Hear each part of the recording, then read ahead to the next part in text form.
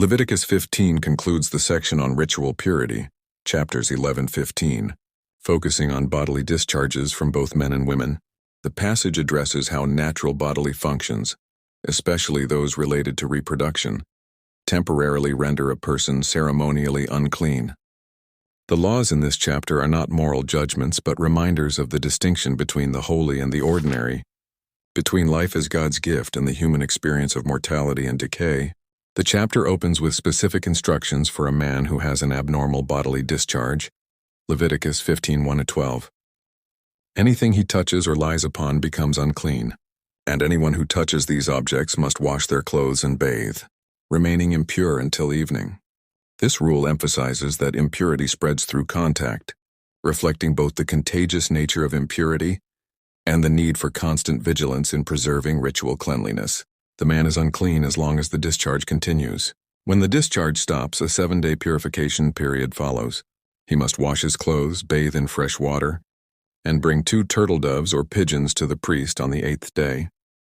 One is offered as a sin offering, and the other as a burnt offering, making atonement before the Lord, Leviticus 15:13-15.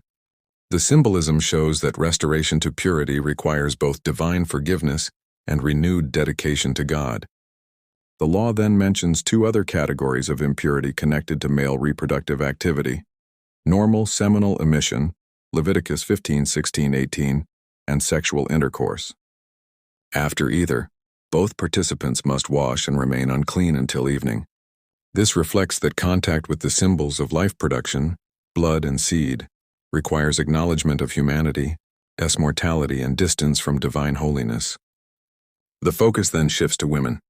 A woman's regular menstrual cycle renders her impure for 7 days, Leviticus 15:19-24, and anyone who touches her or her belongings during that time becomes unclean until evening. This is not a condemnation of her biology, but a recognition that the flow of blood, associated with life, see Leviticus 17:11, represents loss of life as potential and therefore temporary separation from God's presence. There is also a category for abnormal bleeding beyond the regular cycle, Leviticus 15:25-30. Such prolonged discharges make the woman unclean for the duration, requiring washing, a waiting period, and offerings identical to those of the man with a discharge when the flow ends. Through this ritual, she is restored to purity and community life. The chapter closes with a summary. These are the regulations for a man with a discharge, for anyone made unclean by an emission of semen, for a woman in her monthly period, so that they may not defile my tabernacle,